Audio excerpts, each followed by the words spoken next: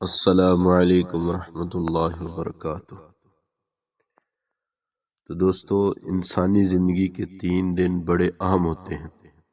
ایک وہ دن جب بچہ اس دنیا میں پیدا ہوتا ہے، اس دن اس کی زندگی کی ابتدا ہوتی ہے۔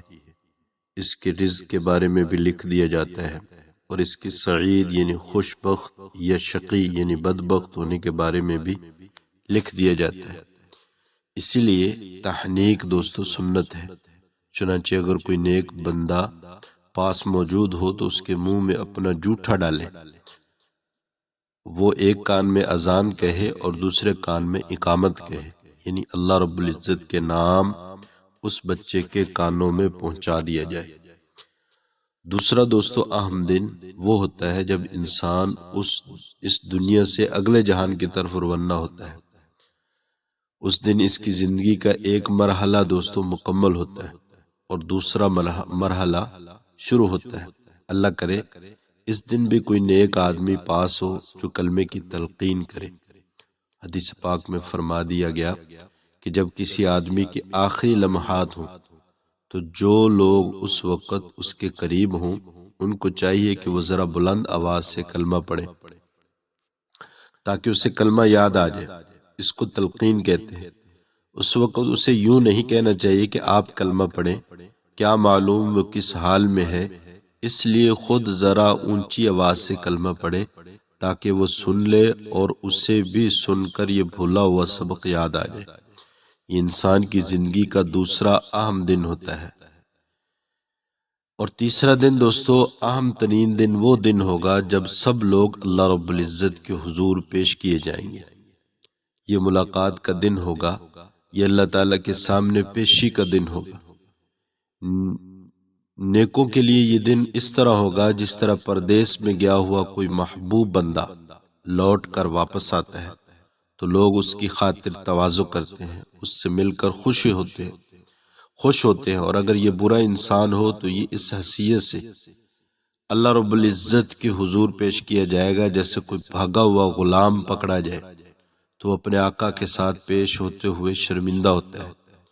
یہ تینوں دن دوستو بہت اہم ہے، اسی لیے قرآن مجید میں حضرت عیسیٰ علیہ السلام کا قول بیان فرمایا گیا، والسلام علی یوم ولدت و یوم اموت و یوم ابعث حیا، اور مجھ پر اللہ رب العزت کی طرف سے سلامتی ہو پیدائش اور موت کے دن اور اس دن جس دن میں زندہ کھڑا کیا جاؤں گا۔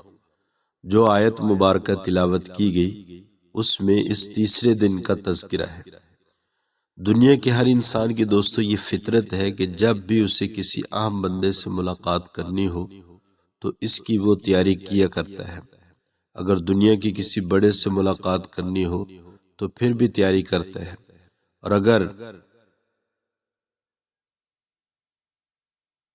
اگر دین کے بڑے سے ملاقات کرنی ہے تو پھر بھی تیاری کرتا ہے۔ دوستو حتیٰ کہ شادی کے موقع پر دلہن کو میاں سے ملاقات کے لیے تیار کیا جاتا ہے۔ جب بچی پیدا ہوتی ہے تو اس وقت اس کی ماں کو فکر ہوتی ہے کہ مجھے اس بیٹی کا جہیز بنانا ہے، اس لیے کہ اسے ایک دن دوستو اپنے پیا گھر بھی جانا ہے۔ اب اس بچی سے ہمیں سبق سیکھنے کی ضرورت ہے کہ ابھی تو وہ کھلونوں میں کھیل رہی ہے اور اس کی ماں کو فکر ہے کہ اس کا کیا بنے گا۔ اگر ماں کو اس بچی کی فکر ہے تو کیا اسے اپنے متعلق بھی یہ فکر ہے کہ ایک دن مجھے بھی اللہ رب العزت کے حضور پیش ہونا ہے، اس دن میرا کیا بنے گا۔ جب کسی لڑکی کی شادی ہوتی ہے تو وہ اپنے میاں کی خاطر اپنے وطن کو چھوڑتی ہے، خویش قبیلہ چھوڑتی ہے، عزیز و اقارب کو چھوڑتی ہے، اپنی سہیلیوں کو چھوڑ دیتی ہے، حتیٰ کہ ہر چیز کو چھوڑ دیتی ہے۔ اگر ایک لڑکی اپنے میاں کی خاطر سب کو چھوڑ کر چلی جاتی ہے تو کیا ہم اپنے پروردگار کی خاطر دنیا کو چھوڑ کر نہیں جا سکتے؟ ہمیں بھی تو اللہ کے حضور پیش ہونا ہے۔